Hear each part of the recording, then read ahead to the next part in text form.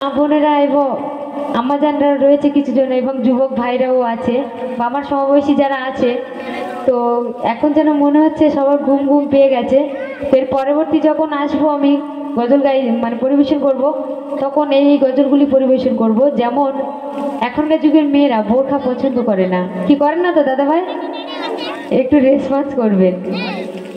তো সেটা একটা মেয়ে তার এমন ইচ্ছা সে ছোট কাপড় পরবে, কিন্তু তার এমন কপাল ছোট কাপড় তো দূরের কথা, বোরখা ছাড়া তাকে রাস্তায় উঠতেই দেয় না। আর তার ইচ্ছা সে তার স্বামীর হাত ধরিয়ে সিনেমা দেখতে যাবে, কিন্তু তার এমন পড়া কপাল সিনেমা তো দূরের কথা, ঘরে টিভিও রাখেনি। তাই কবি ছন্দের মাধ্যমে খুব সুন্দর করে লিখেছেন। আমার এই গজলটি ইউটিউব চ্যানেলের মাধ্যমে ভাইরাল। যদি বলেন তাহলে এখনই পরিবেশন করবেন, নাহলে পরবর্তীতে পরিবেশন করবেন। আচ্ছা আচ্ছা। আমার দুঃখের কথা বলি রে সবাই শোনো না, সেই বিবি বলছে ও আমার দুঃখের কথা বলি রে সবাই শোনো না। ও গো বাপি মাদেরকে দিল বিয়ে, ও গো বাপি মাদেরকে দিল বিয়ে, স্বামী আমার মাওলানা সবাই শোনো না। ও আমার দুঃখের কথা বলি রে সবাই শোনো না। তো তারপরে সেই বিবি কি বলছেন শুনুন। ফ্যাশনে কাপড় হয় না পরা, পরতে লাগে ভাই, ছোট কাপড় পরা নাকি মোটেই যায় না। ফ্যাশনে কাপড় হয় না পরা, পরতে লাগে ভাই, ছোট কাপড় পরা নাকি মোটেই যায় না। বলে পরীক্ষা পরে করবে তুমি, সেই বিবির বর বলছে বলে পরীক্ষা পরে করবে তুমি, নইলে ঘরে রাখবো না সবাই শোনো না। ও আমার দুঃখের কথা বলি রে সবাই শোনো না। ও গো বাপি মাদেরকে দিল বিয়ে, ও গো বাপি মাদেরকে দিল বিয়ে, স্বামী আমার মাওলানা সবাই শোনো না। তারপর সেই মেয়েটি ছোটবেলা থেকে কি ইচ্ছা শুনুন। ছোটবেলায় ছিল আশা হবে ভালো যাবে, তাহার সঙ্গে হাতরিয়াই সিনেমায় যাব আমি।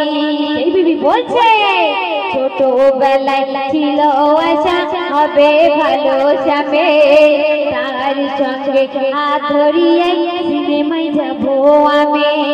ওগো সব আশা মরে বিফল, ওগো সব আশা মরে বিফল, মনের যত বাসনা সবাই শোনো না। ও আমার দুঃখের কথা বলি রে সবাই শোনো না। ও গো বাপি মাদেরকে দিল বিয়ে, ও গো বাপি মাদেরকে দিল বিয়ে, স্বামী আমার মাওলানা সবাই শোনো না। তারপরে সেই মেয়েটির ঘরে টিভি রাখেনি, তাই সেই মেয়েটির মনে কত কষ্ট কত বেদনা আছে কিভাবে প্রকাশ করছে শুনুন শুনুন শুনুন শুনুন। সিরিয়াল মনে হয় না দেখা নেই যে ঘরে টিভি, আমি এমন কপাল পোড়া হয়েছে তারে বেবি। সিরিয়াল মনে হয় না দেখা নেই যে ঘরে টিভি, আমি এমন কপাল পোড়া হয়েছে তারে বেবি। ওগো সোনা এসো তো নিজের কথা, সেই বেবি বলছে ওগো সোনা এসো তো নিজের কথা, আমার কথা শোনে না সবাই শোনো না। ও আমার দুঃখের কথা বলি রে সবাই শোনো না। ওগো বাপি মাদেরকে দিল বিয়ে, ওগো বাপি মাদেরকে দিল বিয়ে, স্বামী আমার মাওলানা সবাই শোনো না। তারপরে সেই বিবি কত কষ্টে কত মানে এতটাই যে কষ্ট সংসার করছে, তাই তিনি ছন্দের মাধ্যমে কি আরো কি লিখছেন শুনুন।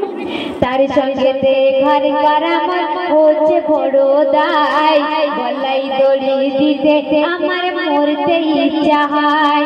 সেই বিবি বলছে তার সঙ্গে ঘর কারামত হচ্ছে বড় দায়, গলাই দড়ি দিতে আমার মরতে ইচ্ছা হয়।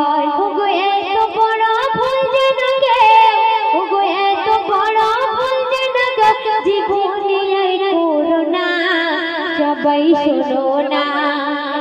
আমার দুঃখের কথা বলি রে সবাই শোনো না।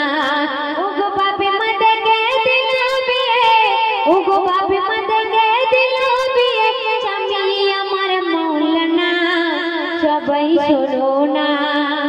সর্বশেষ কথায় কবির মনের আর্জিত বাটা ফারিয়াছিলেন, পরে আমি বুঝিতে পারি করেছি কি ভুল, এখনই তাই দিতে হচ্ছে ভুলেরই মাসুল।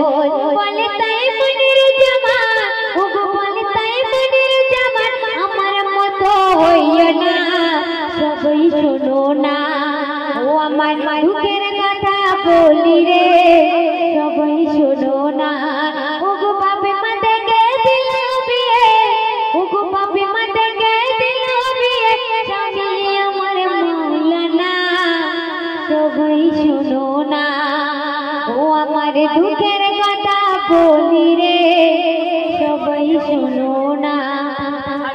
শুনলেন একটা মেয়ের মানে সুন্দর একটা দৃশ্য আমার শ্রদ্ধেয় কবি মনিরুজ্জামান সাহেব প্রেজেন্ট করলো। তো এরপরে যখন সময় হবে মেয়েরা যে এত কিছু করে আপনাদের সম্মুখে পরিবেশন করলাম। আর অনেক ছেলেরা আছে এই এলাকার দাদা ভাইতে বলছি, যাহা জন্ম জন্মান্তরে ভুলিবার মতো নয়। সত্যি তোমাদের আমি কারোরই দেখিনি চুলের উল্টো পাল্টা কাটনি। মানে আমার ক্যানিংয়ের ওপারে যত মানে সেই ছাপড়ি বলে না তেমনই স্টাইল, চতুর্দিকে ন্যাড়া করা আর মাঝখানে মোরগের যে বেশ কয়েকটা পালক থাকে মা জানেরা, হাসছেন তো একটু উত্তর দেবেন। যে মোরগের মতো চুল থাকে তো কিছু কিছু ছেলেদের, আর রাস্তায় হেঁটে ছেঁড়া ছুট পরে যাই, আমার চাচা জানরা জানে না যে এটা স্টাইল। এবং আমরা যখন স্কুল কলেজে যাই, আমি একজন স্টুডেন্ট, তো আমরা যখন স্কুল কলেজে যাই বা আমার সমবয়সী ওখানে আছে কি জানি না বান্ধবীরা, তো বিভিন্নভাবে ছেলেরা ডিস্টার্ব করে। তো এই গজলটি আমার ইউটিউব চ্যানেলে প্রচুর ভাইরাল হয়েছে। আর এই এলাকার দাদা ভাইদের থেকে রিকোয়েস্ট করছি কেউ গায়ে মাখবেন, আমি কারণ কাউকে দেখিনি যে ওরকম কিছু উগ্র মূর্তির চেহারা। তো একটু হাস্য কৌতূহল আমার ওখানে আম্মাজানরা হাসছে, একটু আনন্দ দেওয়ার জন্য গজলটি পরিবেশন করছি। তো একটি ছেলে চলে পা খোঁড়া করে, কিন্তু তার এমন দাবি সে সুন্দরী মেয়েকে বিয়ে করবে। কবি আরো কি ছন্দের মাধ্যমে বলছেন শুনুন। আজকালকার ছেলেরে বসে থাকে পথের ধারে, মোবাইল হাতে করে দলে বেঁধে আড্ডা মারে, আড্ডা মারে। কি দাদা মেয়েরা মারে তো। আজকালকার ছেলেরে বসে থাকে পথের ধারে, মোবাইল হাতে করে দলে বেঁধে আড্ডা মারে, আড্ডা মারে। কোনদিনও যাইনি সেই স্কুলদারে। আর মেয়েদেরকে দেখে কেমন করে টিটকারি মারে শুনুন। কোনদিনও যাইনি সেই স্কুলদারে, মেয়েদেরকে দেখলে শুধু টোন মারে। মুখেতে তেরে কাঁটা যেন সে লটের পেটা, মুখেতে তেরে কাঁটা যেন সে লটের পেটা। নাম সই করতে গেলে